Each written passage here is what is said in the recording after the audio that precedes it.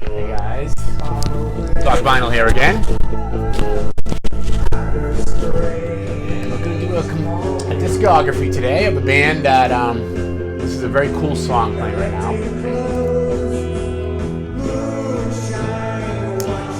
Something I think a lot of people wouldn't identify this band. Very surprised. But today's Pink Floyd. We do a discography of the Roger Waters years, predominantly everything up till Final Cut. Turn this down. This is Arnold Layne, which we're going to start with. So, Pink Floyd today. I've mentioned Pink Floyd in a couple of my other shows when I did first albums. When I did the first album releases, I mentioned Pink Floyd's first album. Well, it's interesting about Pink Floyd because some of the material that Pink Floyd did, their first couple of big songs that gave them a break were actually singles and 45s, and that's what you were just listening to right now. This is Arnold Layne by the Crossdresser. That's kind of cool. The Syd Barrett days of Pink Floyd. It was a pretty big hit. This was recorded live, and it's a 45. This and another song, which I don't have here, is called See Emily Play. Those were the two singles that really put Pink Floyd on the map and got them a contract for their first album, which we'll stop here with the Pipers at the Gates of Dawn. So this discography is just kind of, I thought I'd just add in this since I owned it. It's kind of a neat anomaly to the collection of Pink Floyd. So again, this is Arnold Layne that you were just listening to. This was their first big hit and got them the contract from EMI to produce their first album, and then from there on. Now, Syd Barrett was the original members of the band. The band was a very artistic-oriented band that met in school, college. A lot of them were working on various degrees in art, and they were all musicians, all musically inclined. Syd Barrett played guitar and sang, and he was the creative impetus in forming the band. The other members were Roger Waters on bass, who, of course, was friends with Nick Mason, who was the drummer, and Richard Wright, who of course is a keyboard player. And they were going to go to school for architecture and things like that, different ones. But they formed this band in 1966. And Syd Barrett was really the creative impetus for the first 2 years of Pink Floyd. He was really the one behind everything. Very important member, and really formed for the first album. Now, their music was psychedelic, you could call it, and you could also say it was also early proto-progressive rock. A lot of progressive rock elements in their music later on, but at the very beginning too. The integration of some of the music. One of the interesting stories I always like to tell about Pink Floyd, especially with their first album, which we're going to start with Pipers at the Gates of Dawn, is the fact when this album was recorded, I might have mentioned earlier before my other show, that they were recording at the same studio that the Beatles were when they were recording Sgt. Pepper's. And a lot of the psychedelic elements, a lot of people think that perhaps John Lennon and Paul McCartney hung out with Syd Barrett and maybe these band members and got some ideas. Could have been some cross-pollination back and forth, who knows? It's definitely a theory that's been put out there by many music historians, and I thought I'd add it in there to make this show a little bit more interesting. Now this is, again, Syd Barrett, Roger Waters, Richard Wright, and Nick Mason. Very cool album. I think it's an album you just don't buy and put on and think it's going to be Dark Side of the Moon, because this is not like that. This is very 60s psychedelic. It opens up with Astronomy Domine, which is amazing. It's a really cool song. It's got this kind of ethereal thing going on and cool use of keyboards and mellotron and what have you. Lucifer Sam, Matilda Mother, Flaming. There's Power Touch by Barrett, Waters, the whole band, and Take Up the Stethoscope and Walk, which is kind of very interesting. That one was written by Roger Waters only. Side 2 is Interstellar Overdrive, which really became a real staple for the early Pink Floyd live shows. The Gnome, Chapter 24, The Scarecrow, and Bike. The album was well received. I wouldn't say it was a smash hit by any stretch of imagination, but one of the problems with early Pink Floyd is, of course, was Syd Barrett.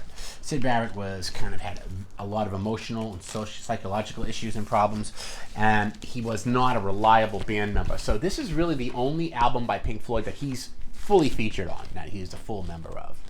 By the time this album came out in 67 and early 68, he started to get, slowly, I guess you could say, lose his mind. He had problems. He wasn't reliable. He had issues. He needed counseling. And, of course, psychological treatment back in those days was not like it is today. So it was haphazard, and they had issues and what have you. So And some of the live shows, he would turn his back to the audience. He sometimes wouldn't even play. So the rest of the band was starting off and getting some interest, and they didn't know what to do. So basically, they went out and hired another guitarist, and his name was David Gilmour. And that, of course, is in the album Saucers Full of Secrets. And that's important because this album here really is key, because it is really the beginning of the concept of Pink Floyd and the ideas of Pink Floyd and what they were going to go forward and do. Now, there's only one song on here that's really by Syd Barrett, and really this is the end of Syd Barrett, and of course that song is Jug Band Blues, which is interesting, but this has Let There Be More Light, Remember Day, Set the Controls for the Heart of the Sun, very cool song, Roger Waters, Corporal Clegg, A Saucer Full of Cigarettes, and Seesaw, and then of course Jug Band Blues, as I already mentioned. This is a really, really cool album. I like it a lot. It starts to show some of the aspects and the changes of Pink Floyd. But again, with the loss of Syd Barrett, it really impacted the band members, because that's where they really all started. And of course, they all felt bad and had issues with this. So that leads to the end of Syd Barrett in the band. Syd Barrett leaves. He pretty much leaves the band by the end of 1968. He's no longer in Pink Floyd. He's replaced by David Gilmour, even though this album is actually the only album when they're actually a 5-piece band. They go back to a 4-piece setup with David Gilmour. Now, in 1969, they were approached by someone to do a soundtrack. In early 69, and this they do. This is the remastered version of it, and the soundtrack was more very psychedelic, very experimental type music, very cool. It was about a guy hitchhiking that went on a heroin trip. Very cool. Very much out there for 1969. And this was, of course, the whole band doing various soundtrack options. Very little vocal work on this, but very, very cool. And of course, the director, Barrett Schroeder, really was impressed with Pink Floyd's music at the time. That's why he had them do the soundtrack. Pretty cool stuff. So, this is a remastered version available at Max J Records, by the way. Very cool. Very cool stuff. Different, though. Not something you'd sit down and listen to like in a party and say, hey, let's listen to Pink Floyd. Not really. Very psychedelic. In the same year, they also put out an album called Amagama, which is interesting. It's a two-piece album. This is the original version on Harvest. And this features some of the older stuff and some of the stuff live. So the cool thing about this album is that the live portions of it, Set the Heart, The Controls of the Sun, was from Saucer Full of Secrets. Then the Saucer Full of Secrets is in here. And then the studio parts was basically all of them doing different elements. So the live part was pretty easy. Astronomy Domain and Careful with That Oxygen. All these were pretty much straightforward live stuff that they kind of cooled around with. But the side 3 and 4, which is the second side of the album, these are the studio albums. This is really more of an integration of them all playing different things. Richard Wright has a bunch of features called Sisyphus. Roger Waters does the grand collection of orchestras, and then several species of small furry animals gathered together in a cave, grooving in a pit. And that is Waters. Side 4 features David Gilmour, The Narrow Way. And then the last of the thing, it was Nick Mason doing the Grand Visor's Garden. Cool stuff, very psychedelic, very 1969, very much out there. I'm cool that I got the original version, which I really like. It's cool, I like it. Definitely early Pink Floyd, you have to have a taste for it, I guess, some of it. And this is a little, ethereal, psychedelic music, you could say. Okay. So that leads up to the formation of the band. They're doing okay. They're kind of a background band, not a very much full band. And their next album that comes out is called Adam Hart Mother. This is cool. This is definitely shows some improvement in different sounds that Pink Floyd's putting out there and stuff. This has some cool stuff on it too, as you can see right here. Gatefold album release. This is more of extensions of what they did before. This has Adam Hart Mother, side 1, Mason, Gilmour, Waters, Wright, and The Help of Geeson, and Fathers Shout, Breasty Milk. This was a very much concept album that has a whole kind of songs going into each other, very similar to some of the stuff that Moody Blues would do later, or at the same time, concurrently. Side 2 is If by Waters, Summer 68 by Wright, Fat Old Son, and Allen's Psychedelic Breakfast. Again, cool album.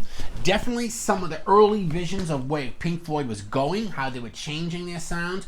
This album leads to one of my favorite albums, actually, by Pink Floyd, which really gets what I consider the first Pink Floyd sounds. And that album, of course, I'm referring to is the 1971 release of Metal. Metal is really cool, that they really create that psychedelic sound. They also create thematic themes inside the music that's highly textured and highly layered and very sophisticated to play. This isn't just drug music, as people would label it later. This album, as I can show you right here, is just really cool. This really shows you 4 intense people really designing some really good music. This opens up with some cool stuff. With side 1 with One of These Days, A Pillow of Winds, Fearless, Saint-Tropez, Seamus. Side 2 is Echoes. Who can't remember that whole the bass intro and everything? Just a really, really cool album that really started to establish the sound that we would come to love. Really, I would say the embryonic sounds that would later develop into Dark Side of the Moon. So the next album that comes out, which is similar to this album, but it's a little bit more structured, was Obscured by Clouds. And this is the last album before Dark Side of the Moon, before they break it big. And this is on the Harvest label that I have here. And this is similar to Metal. I just don't think it's as together as Metal. This one's kind of cool. This one has some different stuff on it. Let me put my glasses on to get you this. This one has music from the film The Valley. Again, going back to doing some of the soundtrack work here. This has Obscured by Clouds, When You're In, Burning Bridges, The Gold It's In, and Watts Up the Deal. And then Childhood's End, Free For, Stay, and Absolutely Curtains. Some of these are pretty good. Stay's pretty cool, and Free For is pretty cool. More standalone songs. But the rest of the material, you can tell that it was really designed for a movie. And I believe it was for a movie that was never produced. But they still put the album out. So you could say soundtrack / rock album. Kind of cool thing. But this album and the previous album, Metal, really are very important because it propels them into stardom. And of course, that propels them to the masterpiece that they produced in 1972. I think it's 72. And of course, that's Dark Side of the Moon. Not much to tell you about this one. This is just Dark Side of the Moon. How can you go wrong? Comes out in 73. This has Breathe in the Air, Time, Money, Us and Them, Brain Damage, Eclipse. Basically, the whole album is really an output of their earlier productions, of what they have done earlier. And this album really, what I think it does, is it really shows their talent and really propels them into international stardom. Once this album comes out, and of course we all know that the record breaking of the album, 900 weeks on the top 40, and just an amazing album. This is a repress, a really, really good one, by the way. This is like a greatest hits album. Almost every song on this album is really, really good. And this, of course, establishes Pink Floyd as international stardom, as one of the greatest bands of its time. Really one of the big psychedelic bands that really took off. They follow up with another album called Wish You Were Here in 1975, I believe this one was. Yes, that one came out in 73. This one comes out in 75. And this one's really kind of an homage to Syd Barrett, especially Shine On You Crazy Diamond. And this is another big hit. I wouldn't say as big as Dark Side of the Moon, but a very close second. With songs like Wish You Were Here, Shine On You Crazy Diamond, Welcome to the Machine. Very good, very good. Lots of interesting messages that Roger Waters has interwoven in here politically and what have you. And Pink Floyd is really coming to their own. Some people consider this one of their best albums. My favorite's still Metal. I love their early stuff. It's just something about it that's raw that I really love. But this is a very, very good album, and a lot of people consider this one of their best albums, and I'm sure you're all familiar with it. Now, the fissures started to crack in the band just ever so slightly by the time we get to the next album, which is in 1977, and that's a release of Animals. The Animals was cool. Really a concept album featuring different songs, different animals produced by different people. This has this particular album has part 1 is Pigs on the Wing, part 1, and Dogs. Side 2 is Pigs, 3 different ones, and then Pigs on the Wing again. Again, very cool album, very interesting sound landscapes. A lot of people really like this album, but this is the album that I noticed that really Gilmour and Waters start to go separate ways. Because the next album is a big hit and very popular, but really a lot of people would say it's not really a Pink Floyd album as much as it is a Roger Waters effort. And of course I'm referring to 1979 release of The Wall. Now, this was a mega hit, I would say in many ways as big as a hit as Dark Side of the Moon. And of course, with those two albums together as bookends, really creating the golden era of Pink Floyd. Now, I love this album, but it does have a lot of material in it that people could consider filler, but it is very much a Roger Waters effort. It has the great hits. I mean, I don't even have to go over them. You all know them. Comfortably Numb,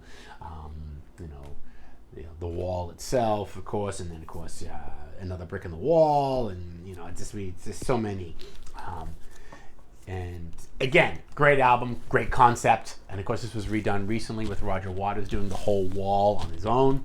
Kind of shows the thing that it really was a Roger Waters / Pink Floyd effort. Great album, great stuff. Pink Floyd, can't go wrong, good stuff. And the last album that I'm covering in this run is, of course, The Final Cut, and this is the final album. This album's interesting because Richard Wright, the keyboard player, right from the very beginning with Syd Barrett, even before David Gilmour, is kind of fired or kicked out of the band or leaves the band, or whatever the story says, after the production of this or when they went on tour, and was not technically on The Final Cut. This is the last album with Roger Waters on it. Mixed reviews on this one. It's decent. I don't mind it. It's still Pink Floyd, but you can feel the tension. This album is not put together like the others. It's not. You can see the dissension among the band members and what's going on. And then of course after this album comes out, pretty much this was 81, 82, and then by 85. Roger Waters is gone. He's no longer in the band. There's various lawsuits, all kinds of drama involved back and forth between the two. Now, the other albums that I can mention quickly are Momentary Lapse in Reason, which was released in 1987, and then the 1995 release of Division Bell.